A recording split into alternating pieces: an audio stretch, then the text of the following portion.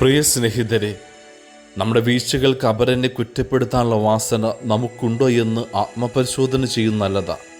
It is very easy to blame others for your problems. ഇന്ന് നാം ആയിരിക്കുന്ന അവസ്ഥയെക്കുറിച്ച് പരിതപിച്ച് അതിന് കാരണക്കാരായവരെ കുറ്റപ്പെടുത്തി സ്വയം ആശ്വസിക്കാനുള്ള കഴിവ് സവിശേഷമായ വിധത്തിൽ നമുക്കുണ്ടെന്നേ. സത്യത്തിൽ നമ്മുടെ കുറവുകൾ മറച്ചു പിടിക്കുവാൻ നാം കാട്ടിക്കൂട്ടുന്ന ന്യായവാദങ്ങൾ മാത്രമല്ലേ അത്. എനിക്ക് കൃത്യസമയത്ത് എത്താനായില്ല, കാരണം ബസ് ലേറ്റായി. എനിക്ക് ഹോംവർക്ക് എഴുതാൻ കഴിഞ്ഞില്ല, കാരണം വീട്ടിൽ മദ്യപിച്ച് വന്ന് അപ്പൻ ബഹളമുണ്ടാക്കി. ഞാൻ പരീക്ഷയ്ക്ക് തോറ്റുപോകാൻ കാരണം ടീച്ചർ എന്നോട് വിരോധമുള്ളത് കൊണ്ടാണ്. ഞാൻ മോഷ്ടിക്കാൻ കാരണം എൻ്റെ ദാരിദ്ര്യാവസ്ഥയാണ്. ഞാൻ സത്യം മറച്ചു വെച്ചത് തെറ്റിദ്ധരിക്കപ്പെടുമെന്ന ഭയം കൊണ്ടാണ്. എനിക്ക് ദേഷ്യം വരാൻ കാരണം അവൾ എന്നെ വല്ലാതെ പരിഹസിച്ചതുകൊണ്ടാണ്. ഞാൻ വിവാഹം വേർപിരിയാൻ കാരണം അദ്ദേഹത്തിന് സംശയരോഗമുള്ളത് കൊണ്ടാണ്. ഞാൻ സന്യാസം ഉപേക്ഷിക്കാൻ കാരണം അധികാരികളുടെ ഗർവ. സ്ഥിരം കേൾക്കാറുള്ള ഇത്തരം ന്യായവാദങ്ങൾ.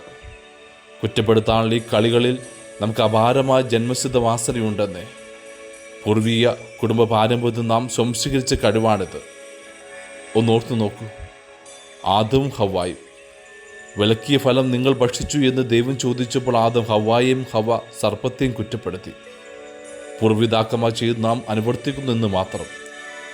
അവരുടെ മറുപടികളൊക്കെ സത്യസന്ധമാണ്. എന്നാൽ വ്യക്തിപരമായ അവരുടെ തെറ്റുകളുടെ ഉത്തരവാദിത്തത്തിൽ നിന്നും ഒഴിഞ്ഞു മാറുവാൻ വേണ്ടി മാത്രം കാണിച്ച ഒഴിവ് കഴിവുകൾ. Making excuses as A means of avoiding personal responsibility. നമ്മുടെ വീഴ്ചകൾക്ക് അവരെന്നെ കുറ്റപ്പെടുത്താതെ സ്വയം ഏറ്റുപറയാനുള്ള ആർജവത്തിന് വേണ്ടി പ്രാർത്ഥിക്കാം. ആമേൻ.